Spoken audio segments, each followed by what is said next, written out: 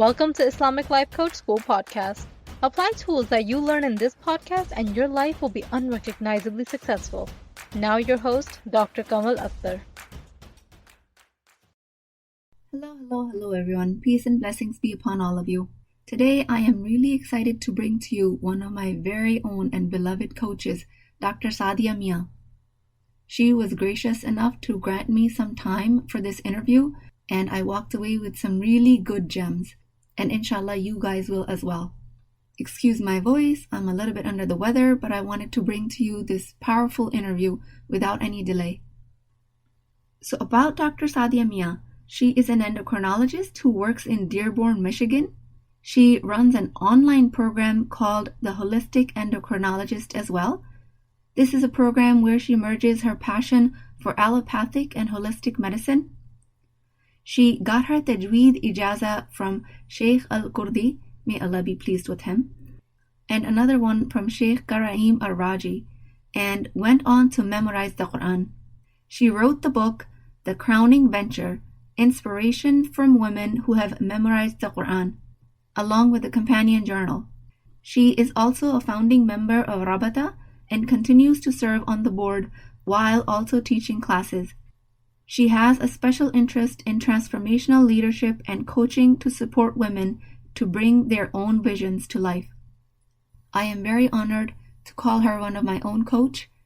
My first encounter with her was through her book, and then I went on to enroll in her tajwid class through Rabata and have attended multiple of her workshops. Inshallah, you guys will enjoy this interview. Okay, Assalamu alaikum. I have Dr. Saadia Mian with me. Welcome. Thank you so much for taking your time today to come speak with me and my audience. Assalamu alaikum. How are you? Walaikum assalam wa rahmatullahi wa barakatuhu. Alhamdulillah, I'm doing well. I'm so excited to be here with you today. Awesome. A couple of announcements I want to make for you and for my listeners. I am a little bit under the weather, so my voice might not cooperate. If you hear a lot of throat clearing, that's the reason, but I'll try. Alhamdulillah, I'm getting better. So starting off, how are you? How are things? What brings you to the work that you do? Just tell me all the things. Alhamdulillah, I'm doing well. So for the listeners, I am an endocrinologist, which is a hormone doctor. So I treat patients with diabetes, thyroid, all the hormones, all the things. I have a special interest in holistic medicine. I've trained in functional medicine, and I've also trained in traditional prophetic medicine what is called Tibb al-Nabawi. So recently I've put together these two passions, and I've started a program called the Holistic Endocrinologist. That's one of my passions. And this is something I'm doing on the side while I still work full-time as a traditional allopathic endocrinologist. My other interests and how our paths crossed, as you know, is I am the author of the book, The Crowning Venture, Inspiration from Women Who Have Memorized the Quran, and also a companion journal. And that book came about as I shared my own journey in memorization of the Quran many, many years ago and interviewed other women who had done the same. So those are my main spheres in my life that I spend the majority of my time on. Most recently, I have added on coaching. In a sense, I've been through some coaching programs, and I've been a coach in some programs. And the interesting thing that I actually found is, as a physician, I've been a coach for many, many, many years. Mm-hmm. Yeah. Mm-hmm. Yeah, it's kind of like a proverbial hat that you've been wearing that you didn't know you were wearing, but you were kind of guiding people through their health journeys or whatever journey comes across your way. I am very fascinated with everything that you mentioned. And alhamdulillah, it seems like you've curated a life of incredible value for yourself and something that you regard to be valuable for others. And that kind of brings me to the topic, which is why I wanted you to be the esteemed guest, alhamdulillah. And that is a topic around impossible goals. Because what you've described in literally a sentence is like 7 lifetimes what it would take, let's say, somebody else or somebody who thinks is an average person to achieve. And I really wanted to pick your brain on this topic because, first of all, what makes you successful in all of these different fields? What makes you step into these spheres that you're talking about? And how can you, let's say, do it all? What would you say is a good mindset to cultivate for us to start considering our goals if we are currently thinking they're impossible? That's a good question. I believe it all starts with intention, first of all. As we know, this is the first hadith mentioned in Hadith Qudsi, the 40 Hadith Qudsi, and always having this intention behind everything we do. And in my teaching of the Quran memorization class for Rabat, which again, in that class, it's so interesting because I've been teaching that for a few years. After I got into some coaching, I realized I've been a coach in this realm as well. And I start with two things. So I start with intention and vision. Which one comes first? Sometimes I think one might come before the other. So the first one I want to talk about is vision. And what does that mean? To me, that means seeing a future, seeing something that someplace that I'm currently not at, or see me as somebody that I'm not as yet, but I see a very clear vision of who I want to be. Now, there's a quote, you can't be what you can't see. Mm-hmm. So being very clear on who is it that I want to be? What is it that I want to be? What is it that I want to do? Now, for example, if I take my Quran journey, I did not set out with any goal or intention of memorizing the Quran the first time that I went to Syria many, many years ago, which was 1998. I went with the intention of spending a few weeks there to learn Arabic. Now, while I was there, I saw women all around me, surrounding me, who had memorized the Quran of all ages, from young girls all the way up to older women in their 60s, 70s, 80s. All of these women had memorized the Quran. While I was there, I had the opportunity to attend parties where women who had memorized the Quran and girls who had memorized the Quran were celebrated. They would be standing up there in white robes with crowns on their heads. SubhanAllah. And I think without even knowing it, this became a vision for me. So first of all, that's seeing something that you then decide, that's what I want to be, that's what I want to do. And nowadays, there's a lot of talk about vision, where you actually sit down and sit in a quiet place and see, what is your vision? You might go through some kind of meditation, you might go through some kind of visualization. But I think what that taught me is that everywhere we look around us, there is the possibility of us latching onto a vision. And why it's so important, of course, that being very careful what we're around, who we're around, and what we're seeing. And the same goes for my life in the medical realm. From a very young age, I had this vision because I was surrounded by medicine. My father was a doctor. I used to work with him sometimes in his office.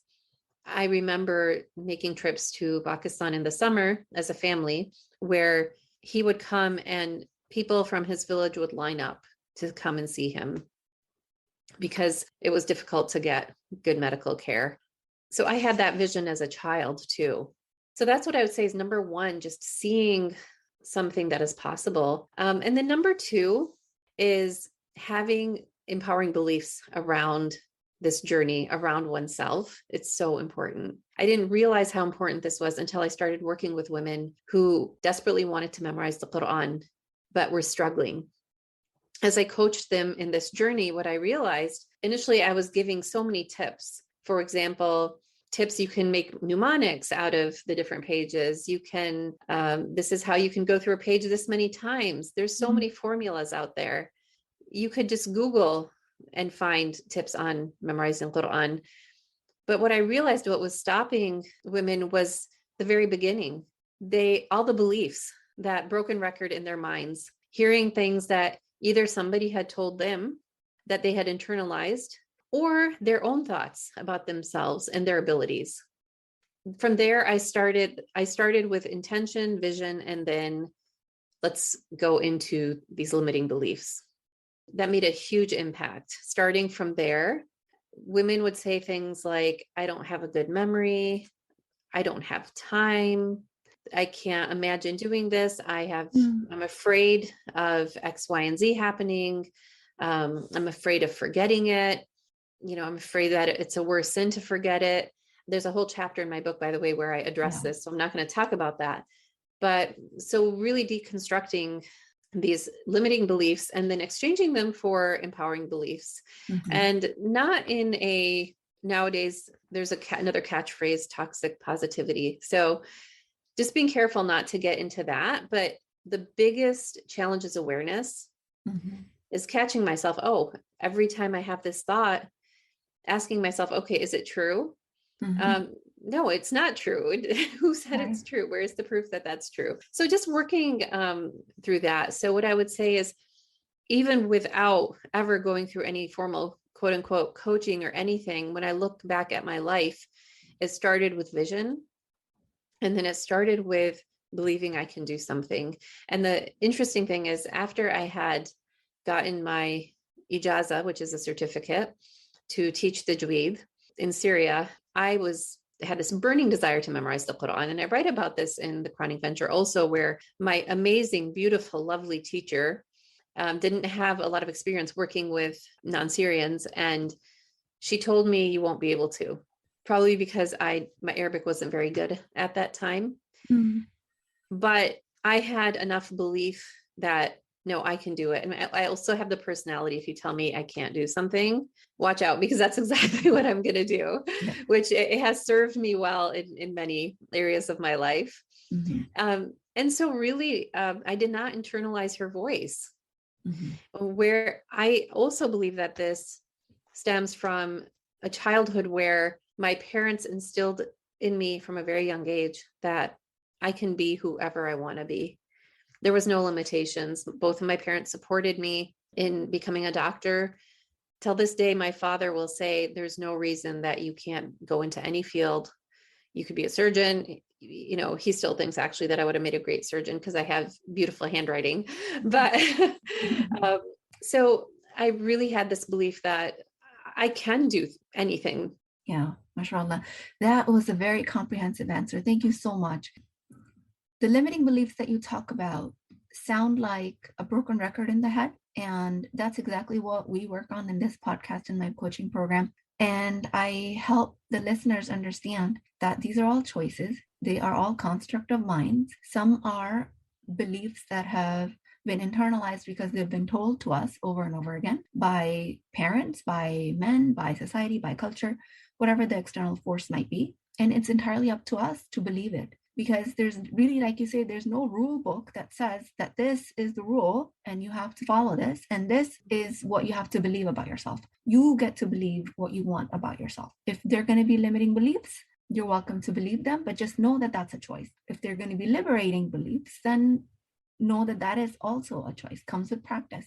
And the most difficult part is, like you say, the catchphrase toxic positivity. I talk about it all the time because they actually have studies nowadays that say that people that engage in toxic positivity, meaning just switching the narrative from something negative to something positive by like putting sticky notes, by putting reminders, just trying to force yourself to say that narrative, actually carries the same cardiovascular risk as chronic stress. Like when I read that, I was like mind blown. I was like, whoa.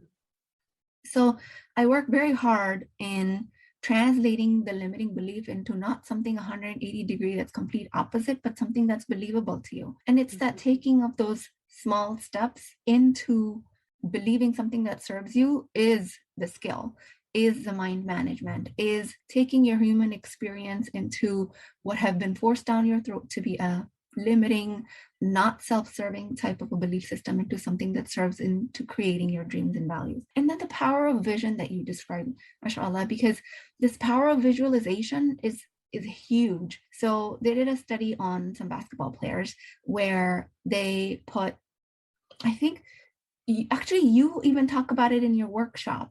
There was a study on pianists and there was a study on basketball players, but I think I read about these two studies in two different books. Basically where they told a bunch of basketball players to actually play basketball, or free throws rather, for an hour every day for 21 days. The other set, they said nothing, just sit at home, do nothing. And the other set, they said, okay, just visualize yourself shooting free throws and practice it in your head. And the difference between the people that actually shot the free throws versus that didn't do anything was remarkable. The improvement was 25% in the people who actually physically shot the free throws, and the people didn't show any improvement. But the people who visualized is where the most remarkable result was. They improved to 23% compared to 25 who actually shot the free throws. That in itself is mind-boggling, because if you can just visualize yourself at your goal and borrow that confidence and borrow those thoughts and belief systems from the person who reached there, like the person who's throwing those free throws, you can rewire your mind. You can rewire your belief system. You can actually rewire your whole existence into creating that goal. I recently did a workshop. I talk about the power of manifestation and the law of attraction. The more you think about these things in a more believable way, the more you'll attract them towards you. So now coming to the goal of, let's say somebody considers being an impossible goal of memorizing the Quran. So to me, I always, for myself and for my clients, I always break it down to something that you're committed to and something that you believe that you're going to do one day. I am committed to, in this moment, and I'm actually taking classes with Rabata, is perfecting my tajwid, inshallah. And I am a part of the Khidmah project, and I'm doing my daily practices, meeting with the teachers and taking the steps. That is my current commitment. I visualize myself and I purify my intentions that I'm going to do this step first, which is a part of the impossible, quote unquote, impossible goal of memorizing the Quran in the long run.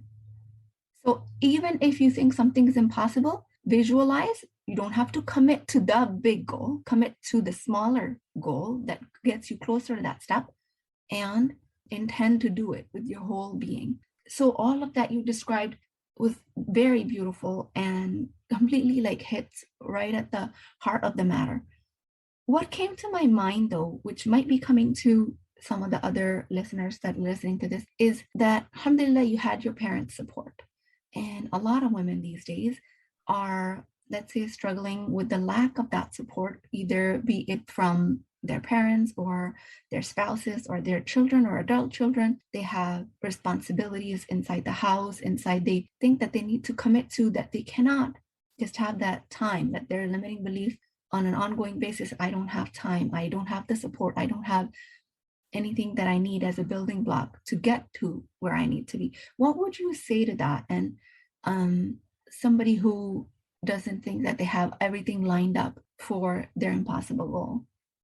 So many things have come up with what you mentioned. First, I wanted to just take a step back to what you mentioned about changing the brain and neuroplasticity. I'm still actually obsessed with neuroplasticity because as I was writing my book, at that time, I was reading a lot of books about the brain and neuroplasticity, habits, the way I just, yeah. And my new, actually flow is another one of my obsessions, and the vagus nerve, but that's another day. I'm all about it. I'm all about it. I know we can talk about it all day. When it comes to neuroplasticity, the way I describe to my students in my memorization class is, again, it's like a muscle. And I even show a picture of a brain with different neuronal connections. The ones that we use more frequently, they become stronger, just like a muscle. So again, it's like not completely beating ourselves up if I have a thought that's not aligned with my vision or my goal. It's just becoming aware. And at that point, even just becoming aware is huge. It's half the battle. And then, because a lot of these thoughts are subconscious, we're not even conscious of them. Mm-hmm. And that muscle keeps, the wrong muscle keeps on getting, I shouldn't say the wrong, but the other pathway keeps on getting strengthened. So just at that point, being conscious and saying, okay, I'm choosing this one. Mm-hmm. And yay me. It's like doing a sit-up for my neuron or something, like 10 reps or something like that. And at the same time, we do have to be realistic. I mean, if somebody says, I don't have time, let's say they have 6 kids, 3 dogs, 2 cats, a pet bird. And on top of that, maybe they work part-time or full-time. Mm-hmm. Well, time is a real thing. Mm-hmm. And, but I think the concept that has supported me when it comes to that is priorities. And, we're always taught, don't say I don't have time for X, Y, and Z. Say that at this time, this is not a priority. And it's even okay to say that. Let's say you do have this goal of whether it's memorizing Quran or a different goal, there might actually be a few things that are ahead of it, that it's not the number one priority that I'm going to give the majority of my time to. So that's one thing. So being real about that. But when it comes to something like Quran, again, what supports is, well, it's nice to have the end in mind, but realize that every single step is part of that journey and it's important. And sometimes we have this all or none mentality where I need to spend 1 hour a day on this. Otherwise, I'm not going to do it at all. Yeah. And so really those bite-sized steps, and that's what I focus with my students. I don't focus on how much did you get done by the end of the term, as far as how much memorization did you complete. We make it a goal that every single day, sit with the Quran for 20 minutes minimum, but that 20 minutes, make sure that every single day you get those 20 minutes in. If you miss a day, it's fine. You'll make up for it on another day, but don't make up for like 30 days in one day. And that has really supported my students, because now the focus is on, okay, I can do 20 minutes. I'm not going to beat myself up, at the end of those 20 minutes. I've been sitting there. I'm spending time with the Quran. It's part of the journey. It's reward. And it's really supported people in remaining consistent. The goal could be 5 minutes. We tend to belittle small steps like 5 minutes, but 5 minutes by the end of the year would add up, even if you did 5 minutes a day. Yeah. And what I found is that when you start out with a goal like that, it does increase by itself. It's like, oh, I can do another 5. I think I can up my goal to 10. Yeah. And then the other thing is really from the viewpoint of, especially when it comes to something like Quran, and this can be extrapolated to many things in life. I'm just using this as an example, but really taking advantage of the morning time, that time where you don't have a million things on your plate, where everyone else might even be asleep, that time in the morning, after the morning prayer, maybe even before the morning prayer, which also gives a special blessing in the rest of the day. Another thing that, my teachers always stress is circles of like influence, circles of care. So, really looking at, okay, what in the middle circle, what are my immediate priorities? Yeah. And in which circle does everything fall in?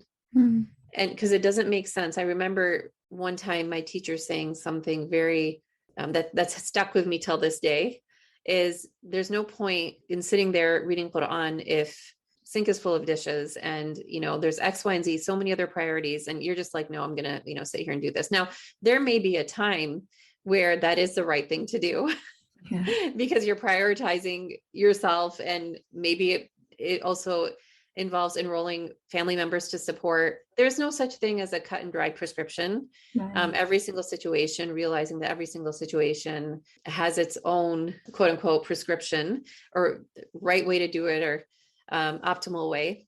But so I think just really sitting and saying, okay, what are my priorities? So many other ways. There's in the Chronic Venture Journal, I purposely put pages where you can map out your entire week to see. So you fill it in with things that you're doing every week. For example, let's say you have a class every week from 8 to 9. Your child has soccer practice every day from 3 to 4. Those are in there. Then you see, where do I have chunks of time? And there's a book by Laura Vanderkam, 168 hours. You have more time than you think. So where are those times that we're just letting them slip away? And then we start seeing, wow, I have like a whole 2-hour block of time here. Could I potentially insert something I want to do into that time? So just becoming aware of time again. And I've mentioned awareness a lot. Awareness is so important. It's like being aware of our minds, being aware of our time, our schedule. So a lot of that. So I don't have any like cut and dried answer. I definitely would not say, no, you can do anything. Yes. Yeah, you go for it. Without knowing the situation. Yeah. So not having that cut and dry answer is, I think, the best answer, because Mhm. when you gain this awareness that you speak of, it's an extremely important component. Then you can tailor your availability of time, or the beliefs you have available, or the support you have available, and you can tailor your day to meet the impossible goal or the next goal that you have. And it really caught my attention when you say that we just have to observe these thoughts coming. And that non judgmental observation is an extremely important skill to develop, because that constant self critical voice, how come I'm thinking that? Why can't I do this? And this constant self badgering, it comes very natural. The not believing of that self-critical voice does not come natural. That's something you have to practice. That's something that you have to actively participate in. And as women, that's an extremely important skill to develop, because they don't teach us that in schools. And second, that's the kind of narrative we end up living our life by. Those are the kind of narratives that we accidentally end up teaching our children. And the whole next generations get designed by that and influenced by that. So it's extremely important. And I'm a big proponent of everything you said. That's exactly what I teach, practice, preach in my coaching program from A to Z. Now, I know we're kind of coming to the end of the interview, but tell me, I know you mentioned something about the holistic endocrinology, what that program entails. How can people learn more about that? How do you think they'll benefit from it, from your expertise? You could just kind of expand on that a little bit. Yeah, so this is, again, for a long time, it's been a passion of mine. I also, went through a process of, asking myself, why have I put this off so long? I mean, of course, I have my other job, and this program is launching. It's going to include education. It's going to include coaching. Also, for residents of certain states, they can actually work with me as their physician. That's not open to all states, of course, because of legal reasons. And a lot of it is coming down to the root cause of why a person is not feeling well. If somebody is fatigued, losing hair, gaining weight, it's easy to kind of just mask up those symptoms by perhaps prescribing a medication. But the question that holistic medicine and functional medicine asks is, but why? Is the person feeling this way? What's underneath it all? What's the root cause? And that could include diet. It can include even so many of the things that we've mentioned. Mindset. A lot of people are exhausted because they are overthinking. Their brain is running overtime, and that's exhausting. So teaching people, supporting people in, coming out of their head, coming down into their heart, coming down into their bodies, calming their nervous system, activating the vagus nerve. All of that is important in health. And then, of course, there's the spiritual that goes along with it as well. What are we connected to? Who are we connected to? And what is our purpose in life? So in the next few weeks and months, there will be programs available for women to work on all these different areas of their lives. I wanted to just backtrack a little bit, because you did ask an important question. I do acknowledge the privilege that I have in that you mentioned, for example, I had parents who supported me in my journey of medicine. And I'm fully aware that there are many people, many women who don't have that privilege, who don't have that kind of background. And what I will say is that, again, the same principles do apply as far as beliefs about ourselves and everything. And even though I'm privileged in that area, there are other areas in my life where I came from a not so privileged standpoint. And those are things that I worked on to overcome. And I would say that's where working with a coach is extremely beneficial, because just having that outside viewpoint and the support. So, maybe there's no other support in one's life, from family, friends. It's a matter of finding one's tribe, finding that support. And it might come from a place you never even imagined. Yeah. And then realizing that everything at the end of the day, from a religious standpoint, that's so important too, realizing that everything is, the way it is, and it's perfect Mm-hmm. because nothing happens without the will of Allah subhanahu wa ta'ala.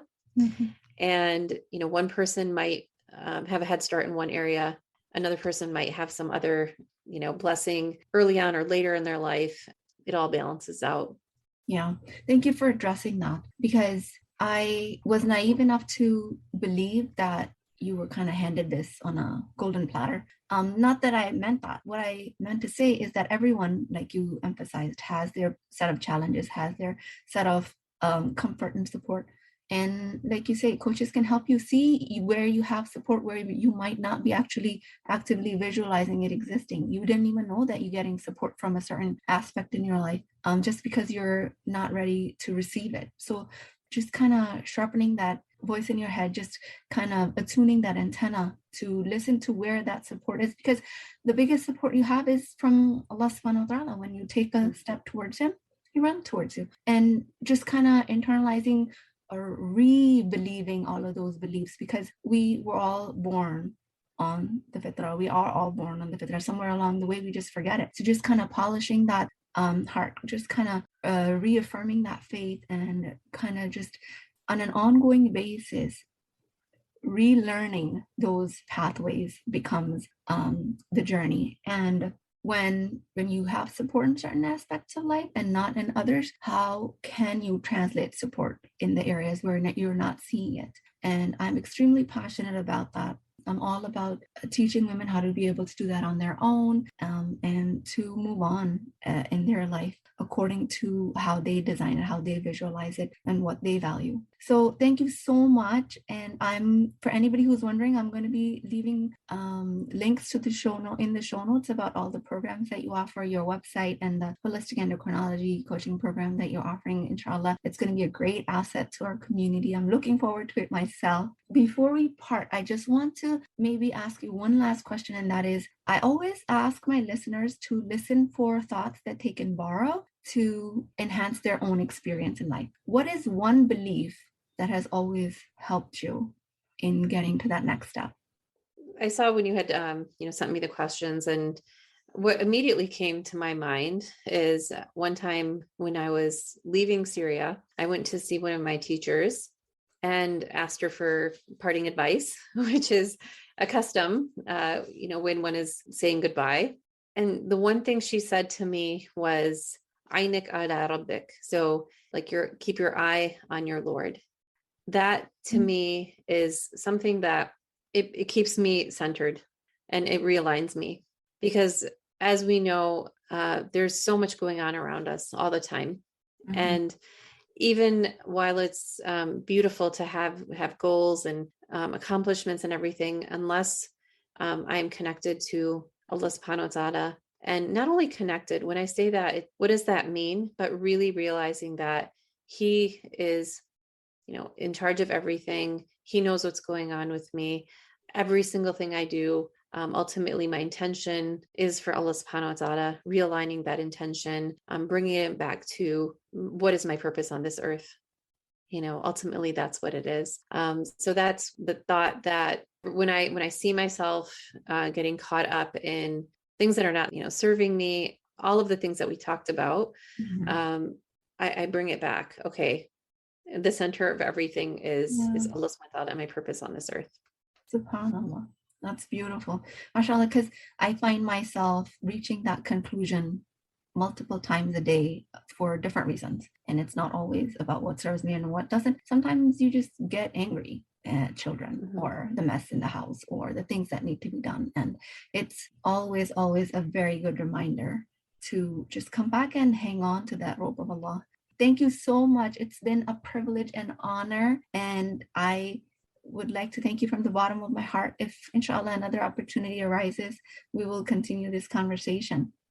Thank you for having me. It's been my pleasure, and I'd be happy to come back again another time. And inshallah, I'll see some people in the upcoming Rajab program through the Holistic Endocrinologist, and inshallah we'll see you soon again. Okay, inshallah. And I will leave the information about the Rajab program as well in the show notes. Thank you so much. Assalamu alaikum wa rahmatullahi wa barakatuh. Alaikum assalam.